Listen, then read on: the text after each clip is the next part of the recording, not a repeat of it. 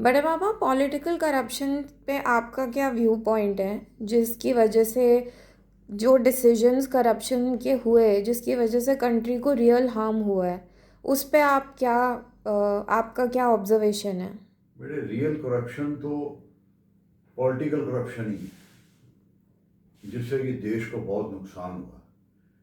ये जो public dealing की करप्शन है, ये तो बहुत छोटे लेवल के ऊपर, ये तो सुविधा असुविधा की जैसे हम कह सकते हैं कि असुविधाएं क्रिएट की जाती हैं गवर्नमेंट पॉलिसीज द्वारा। वो छोटी छोटी करप्शन सुविधा लेने के लिए एक दूसरे को दे, वो एक क्राइसिस क्रिएट किए गए हैं, उससे कि पब्लिक उसमें गिल्ट महसूस करती रहे कि भाई हाँ भाई हम भी चोर हैं, हम भी थोड़ी मोटी चोरी। टैक्स पॉलिसीज इतनी हार्ड थी जो इम्प्लीमेंट नहीं हो सकती, कोई पॉलिसीज ऐसी जो कि इजीली इम्प्लीमेंट नहीं हो सकती, तो उसके लिए वो करप्शन होती है छोटे लेवल के ऊपर। असली करप्शन जिससे देश का बहुत बड़ा नुकसान हुआ, जिससे कि country become a poor and individuals become a rich, they are the real corporate. After the independence of country, देश की आज़ादी के बाद जो गवर्नमेंटें चुनी गई, जो इलेक्टेड रिप्रेजेंटेटिव चुने गए, जिनके डिसीजंस के कारण देश को इतना नुकसान हुआ,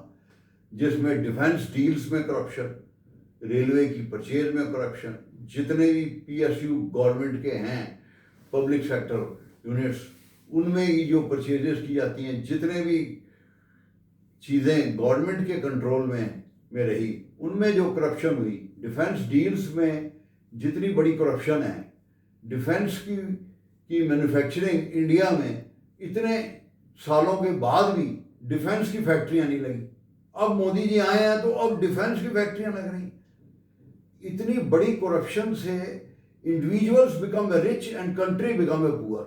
कुछ चुने हुए नेता इतने अमीर हो गए जिससे आम आदमी 40 साल में कमा के अपना एक मकान, एक दुकान नहीं बना सकता, और वो जिनकी कोई इंडस्ट्री नहीं, जो कोई काम नहीं करते, वो इतने रिच। आम पब्लिक को ये सोचना चाहिए, सोचने पे मजबूर होना चाहिए कि ये इतने रिच कैसे हो गए, जिनकी कोई इंडस्ट्री नहीं, जिनके बेटे आज हेलीकॉप्टरों में घूमते हैं, इलेक्शंस लड़ने के लिए इतना खर्च करते हैं, वो कहाँ से आते हैं? और जो दूसरा सच्चा आदमी लड़ना चाहेगा, 50 साल उनसे मुकाबला करके कोई और नहीं, सच्चा आदमी जीत नहीं सकता, क्योंकि उसके पास पैसा कहाँ से आएगा इलेक्शन लड़ने के लिए। और वो इतने रिच हो गए हैं। असली करप्शन तो उन्हीं चीज़ों में, उन्हीं के द्वारा की गई है, जिससे कि कंट्री को बहुत नुकसान हुआ। अब उसका लिए जो काम,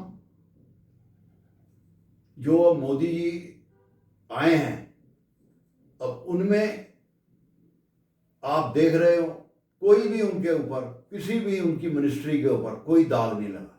सारी वो जो पैसा है गवर्नमेंट का जो इकट्ठा होता है, वो सारा पैसा इंफ्रास्ट्रक्चर में लग रहा है, देश की तरक्की में लग रहा है। जो 10 साल में देश का इंफ्रास्ट्रक्चर बना है, जो देश में काम हुआ है, वो सारा जो पैसा जो इंडिविजुअल्स के थ्रू जाना था, वो देश में खर्च हुआ है। वो अगर शुरू से ही ऐसा हुआ होता तो आज हमारे साथ कई देश आज़ाद हुए थे, वो कहाँ पहुँच गए? उसका बेस कारण, एक बहुत बड़ा कारण, एक पॉलिटिकल करप्शन है। तो एंड ऑफ इट के जैसी राजा वैसा देश। राजा का ईमानदार होना, ईमानदारी सबसे बड़ी चीज है। एजुकेशन ने हमें करप्ट ही बनाया। एजुकेशन के द्वारा करप्शन के रास्ते ही ढूंढे गए हैं। एजुकेशन के द्वारा ज़्यादा how to loot the nation with legal way, how to loot the legal ways create किए गए हैं ज़्यादा एजुकेशन के द्वारा। ईमानदार आदमी की ज़्यादा ज़रूरत है ज़्यादा पढ़े लिखे से। क्यों?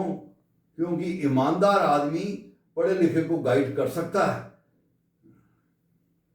ईमानदारी की ज़्यादा ज़रूरत है देश को चलाने के लिए।